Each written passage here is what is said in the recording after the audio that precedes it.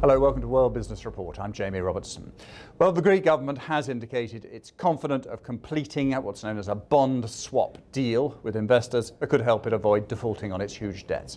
Within the last few hours, officials have said that more than 75% of the private creditors have so far signed up. That's above the minimum threshold that the government needs and which will force the deal through.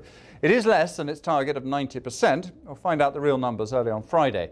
The deal means that private investors will hand over their old bonds and get new ones in exchange, and these will be worth half of the original ones. They'll pay lower interest, they'll take longer to mature.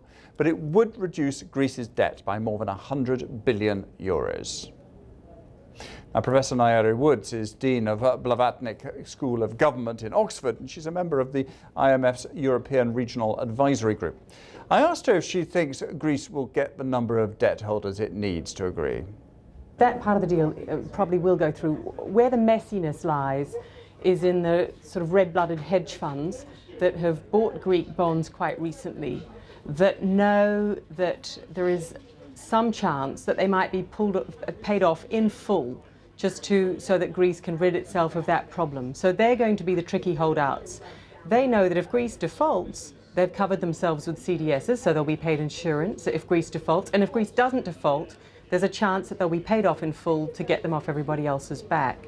So that's going to be what we'll be looking at tonight.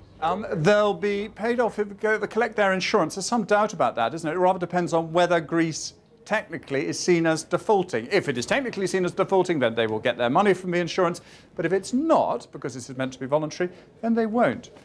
So the International Swaps and Derivatives Association has said that the collective action clauses are not a credit event in and of itself. And it's very, very unlikely that Greece will default. You know, I think that would only happen if an accident occurs in the overall strategy. But what we're likely to see now is a real debate about, once you've got 3/4 of the private sector agreeing to the debt swaps, and they've been offered plenty of sweeteners to attract them to that deal. Once you've got that, how hard are you going to push to force those who don't want to sign to come into the tent? If it's only 5% of bondholders, you might be tempted just to pay them off rather than to force them to participate in the debt swap. And I think that's going to be what we see negotiated in the next 24 hours. Professor Nairi Woods. Even if Greece secures a second bailout from the international lenders, it and other European nations do face years of hardship. Europe needs to boost economic wealth to pay off its enormous debts at a time when governments are cutting investment, they're cutting pay, they're cutting spending. And Europe isn't alone. Japan and the United States, they face similar debt problems. Whether you look at Europe or US or Japan,